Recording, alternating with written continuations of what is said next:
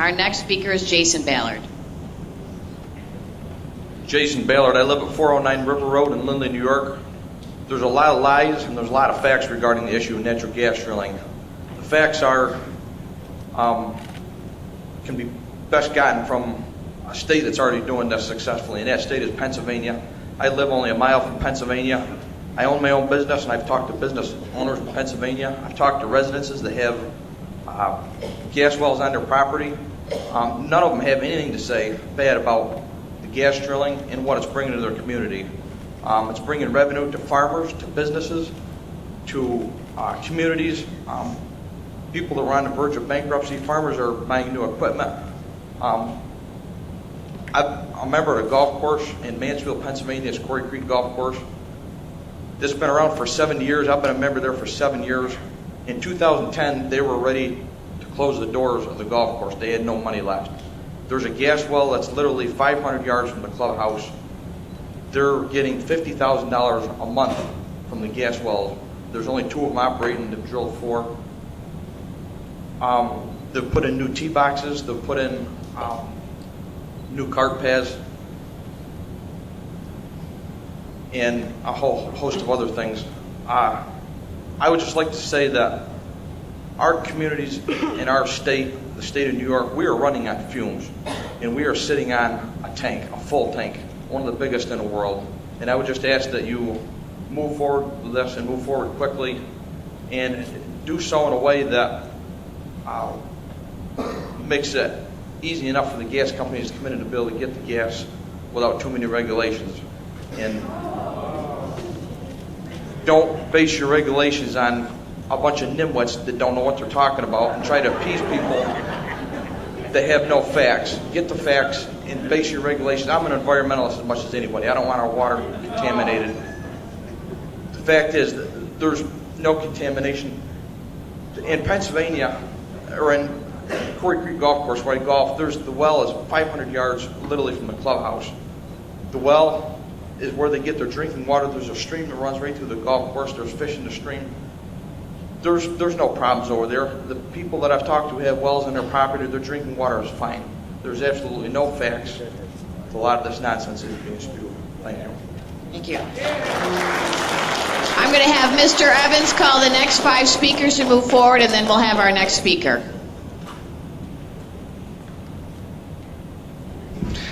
Chad Vital, Jim Van Blancom, Ruth Marchetti, and Jody LaRose. And our speaker now is Ellen Zever. Good afternoon. I'm Ellen Zever from Steuben County, a landowner, an educator, a parent, and a grandparent. I want to thank the New York State DEC for their job in developing the new SGEIS report. I am in favor of safe gas drilling like so many others in the southern tier in western New York. It could be the savior of our area and New York State, but we need this to happen now. Any further lengthy delays will cost us greatly, and many of us are just hanging on. Let's not make things so difficult for the gas companies that they will lose interest in us and move on to other states, which they're already doing. With the guidance of the DEC and others, I am confident that gas drilling in New York State will become a reality. Thank you. Dan Fitzsimmons.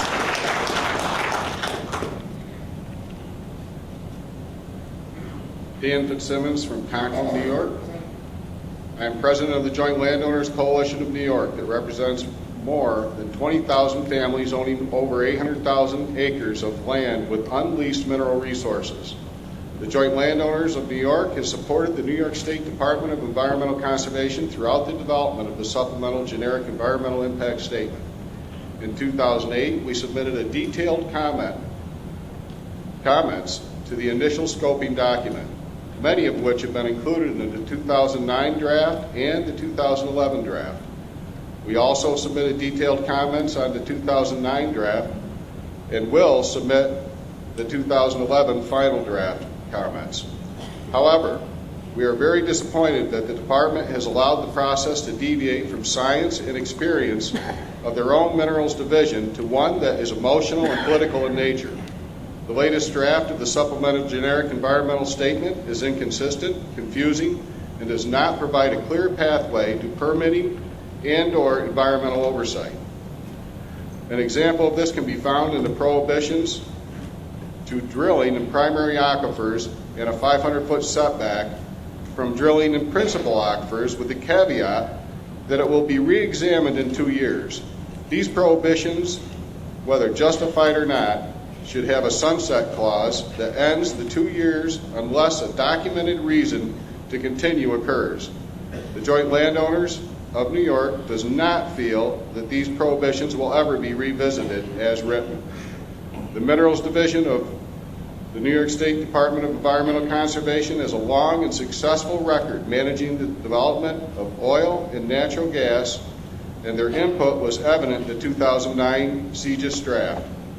The latest draft, however, seems to ramble on with extraneous information that tends to confuse rather than clarify. The Joint Landowners Coalition suggests that you enlist the input of the Minerals Division for the final document and provide clear direction. Thank you. And also, there is an ad valorem tax, and I feel I need to mention that because that tax goes to our school districts, to our towns, and to the county where the drilling takes place. We don't need a severance tax. We already have a tax. It's been in existence in New York State for quite a few years. And it stays in our communities where it belongs, where the drilling is taking place. John Shore.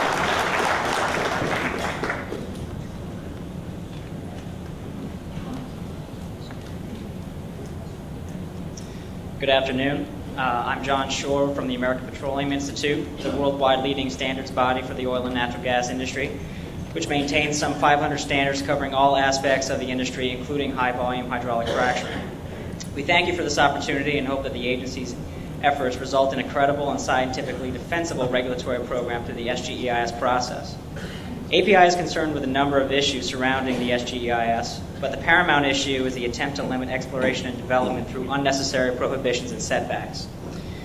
At the outset, API is concerned that the SGEIS fosters the erroneous public perception that exploration and development practices in the primary aquifers, 100-year floodplains, and in proximity to water supply areas, including the New York City reservoirs, are potentially unsafe. In fact, New York companies have an outstanding record of drilling in primary aquifers, such as the Jamestown aquifer, where hundreds, if not thousands, of wells have been drilled and produced in several decades without any significant environmental impacts. Clearly, the Department of Environmental Conservation's Division of Mineral Resources shares the credit for this enviable environmental record.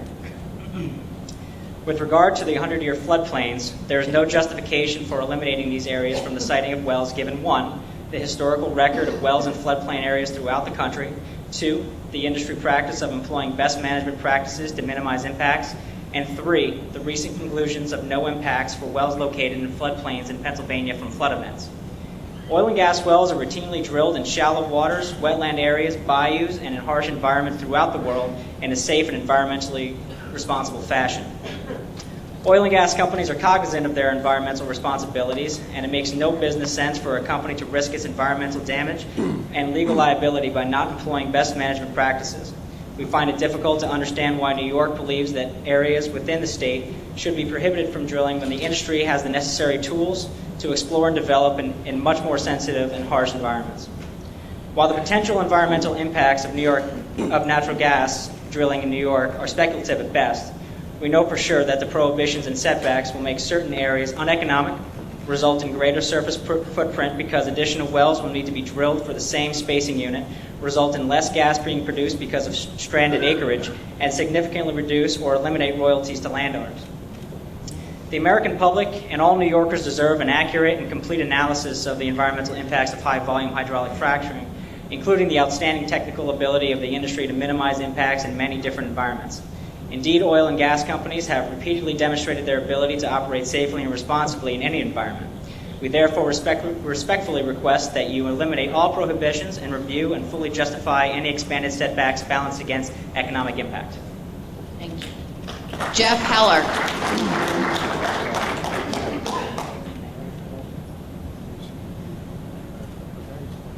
My name is Jeff Heller. I am from Steuben County, the town of Bradford. I am chairman of the Steuben County Landowners Coalition Political Action Committee, and also the steering committee. I want to first of all thank the DEC for getting this done. That's the good news. The bad news is, in a sense, it's taken way too long. 3.5 years, and in that time we've watched 14 to 15 other states employing horizontal hydrofracking. No major issues. That's not to say there aren't issues. Of course there are. It's an industrial process. The job of the DEC is to supervise these problems, and I have every confidence that you can do that. You started out with the stiffest regulations before SGEIS, and you've now made them even stiffer. I just have a lot of confidence that this can be done. There is an issue with funding the DEC and funding inspectors. We have to settle that. We are working to try to get something specific on that with the legislature. If the governor meant what he said, and I'll have to paraphrase here, and certainly you folks at DEC are aware of this, that this issue will be decided on science and reason, not emotion and fear, then I have no doubts that this will go on. Because science and reason, and I would add history, as an ex-history teacher, the history of this is undeniable. It is a safe process. The other states are doing it. None of them have stopped it. We are the last state, so there is certainly no rush involved here. We are the last state to take advantage of a major shale play. We need the revenue, and I'd like to just very quickly talk about Title V. Title V of the state tax code, Pennsylvanians would kill for. It requires an ad valorem tax on the production of the wells, and it stays local. It stays with the county, the township, and the school district. Pennsylvania would kill for that, and we have it in our hands now. It is the law. Again, thank you folks at the DEC, and let's get her done. Senator Grisanti. Yes, good afternoon. For those who don't know me, my name is Mark Grisanti. I'm the New York State Senator from the 60th District, and I chair the New York State for the Senate, the ENCON Committee. I have a lot of confidence in the DEC of having these hearings. As I have in the past 10 months, I've been listening to individuals and groups on both sides of this issue, and I appreciate the passion that has been portrayed by individuals on both sides of this issue, and I'm confident that the DEC will take these comments and these periods. I'm proud to be here at this hearing. I'll be having my own hearing in Elmira. My hearing, though, however, is going to be very specific. It's going to be related to one specific area, and that is the fracking water. We know about the process and the techniques. That's what I'm here to listen to today. The fracking water is an issue that has been brought up in my district and across the state. But as I said earlier, I want to thank Paul D'Amato for also putting this on, and I want to thank the DEC and their staff, and Commissioner Joe Martens, that I think that we can come to a solid resolution of this matter in New York State. Thank you very much. Thank you. Neal Vitaly.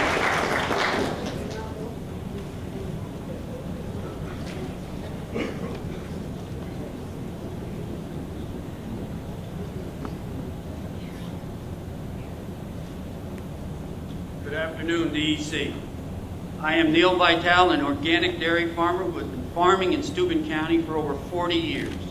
And I'm an executive board member of the Steuben County Landowners Coalition. One of my tasks for the coalition for the past months has been to read the 2011 DECs and to report it to our members. I encourage all landowners to read this DECs and pay special attention to the first 5 pages of chapters 2 and 9. These 10 pages concern environmental law and landowners' mineral rights. The other 1,500 pages are there for the regulations and drilling industry rules and safeguards. Unfortunately for most of us who do not possess the knowledge of over 24 academic disciplines who went into this 2011 DECs, we cannot fully understand and appreciate it. These 1,500 pages are very technical and scientific in nature and are there to support the 10 pages in chapters 2 and 9. I will attempt to summarize what's in 2 and 9. Environmental Conservation Law, Article 23-0301, states if a natural resource, oil or gas, is located beneath the state of New York and it will economically benefit the state and the nation, it must be harvested in a safe manner to protect the mineral rights of the landowners and the safety of the general public. This is what DEC was mandated to do by environmental law. And this is what we are here today for this process to continue. In 2008, the DEC was close to releasing this CGIS in 2008 and was praised by state regulatory agencies throughout the country for its excellent oversight of the petroleum industry. However, former Governor Patterson issued an Executive Order 41, the halt permitting for further hydraulic fracturing for further review for 3 years. This will go down in U.S. history as the most expensive executive order ever issued by a U.S. governor. Take half of what Pennsylvania has gained in the past 3 years, billions of dollars of state revenue, hundreds of thousands of well-paying jobs that could have been in New York. What a shame the governor made this poor decision based on emotion and not facts. There's an energy independent and economic recovery train in which 24 states are on board, as well as 34 other countries that have been horizontally drilling and hydraulically fracking for over 15 years in shale gas and oil plays in this country and throughout the world. It's time for New York State to get on board. This train is ready to provide cheap energy for our nation and the world. Thank you very much. Thank you. We're going to call our next group of speakers to come forward. This time, I'd like to ask if you've already spoken and you're on the speaker row, if you could vacate those seats for the next speakers. And I'll call Marilyn, Catherine, Joyce, Herman, Sue Strapoli, Phyllis Shames, Lorraine Julian, Jean Durant, Mary K. Schmidt, and Ann Kreis. And please excuse me if I've mispronounced your name. Our next speaker is Chad Vital.